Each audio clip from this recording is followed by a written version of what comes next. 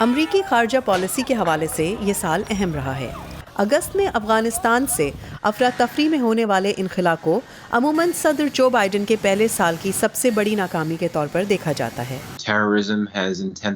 دہشت گردی بڑھ گئی ہے اور طالبان کے افغانستان پر قبضے کے نتیجے میں پابندیاں لگ گئی ہیں، جس سے افغانستان میں ایسے حالات پیدا ہو گئے ہیں جہاں ایک شدید انسانی بحران ہے جو بڑے پیمانے پر قحط کا باعث بن سکتا ہے، اور میرے خیال میں ان نتائج کو امریکہ کی افراتفری میں کیے گئے انخلا کے ساتھ جوڑا جاتا ہے۔ یہ انخلا امریکی انتظامیہ کے مشرق وسطیٰ میں فوجی مداخلت کو کم کرنے کے اہداف میں سے ایک تھا، لیکن چیلنجز ابھی بھی باقی ہیں، جیسے اسرائیلیوں اور فلسطینیوں کے درمیان موجودہ کشیدگی اور ایران کے دنیا کے اہم طاقتوں کے ساتھ اپنے جوہری پروگرام پر معاہدے کو بچانے کے لیے رکی ہوئی کوششیں۔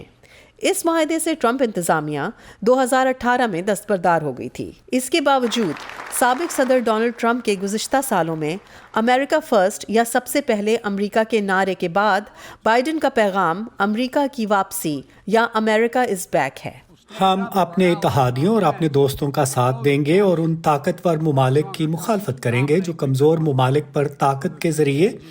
علاقائی حدود تبدیل کر کے معاشی جبر، ٹیکنالوجی کے استحصال یا غلط معلومات کے ذریعے غلبہ حاصل کرنا چاہتے ہیں۔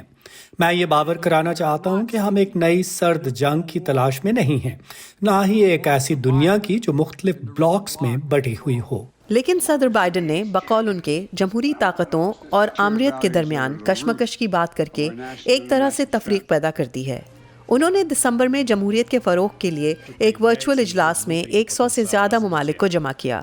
لیکن ان میں چینی صدر شی جن پنگ اور روسی صدر ولادیمیر پوٹن شامل نہیں تھے، جن سے وہ الگ الگ ورچوئل ملاقات کر چکے تھے۔ اس عمل سے انہوں نے اپنی خارجہ پالیسی کے ایک اہم نقطے کو تقویت دی۔ ماحولیاتی اور وبائی امراض کے ساتھ ساتھ پیچیدہ مسائل کے بارے میں عالمی تعاون، جس میں چین اور روس کے تعاون کی ضرورت ہے، لیکن دوسری طرف امریکہ کے اپنے نظریے پر قائم رہنے کی کوشش بھی کہ وہ صرف جمہوری ممالک کے ساتھ ہی تعاون کرے گا، کیونکہ وہ خود ایک جمہوری قوم ہے جو آمرانہ چیلنج کو ایک اہم چیلنج کے طور پر دیکھتی ہے۔ چین، جو اب فوجی، جغرافیائی اور سیاسی اثر و رسوخ کے اعتبار سے ایک بڑا حریف بن چکا ہے، صدر بائیڈن کی خارجہ پالیسی کی ترجیح ہے، لیکن ایک اور حریف روس یوکرین کی سرحد کے ساتھ ہزاروں فوجیوں کو متحرک کر رہا ہے۔ روس کوئی حل شدہ مسئلہ نہیں ہے، یہ اب بھی ایک ایسا مرکزی کردار ہے جس کے مفادات امریکہ اور ہمارے یورپی اتحادیوں کے ساتھ تضاد رکھتے ہیں،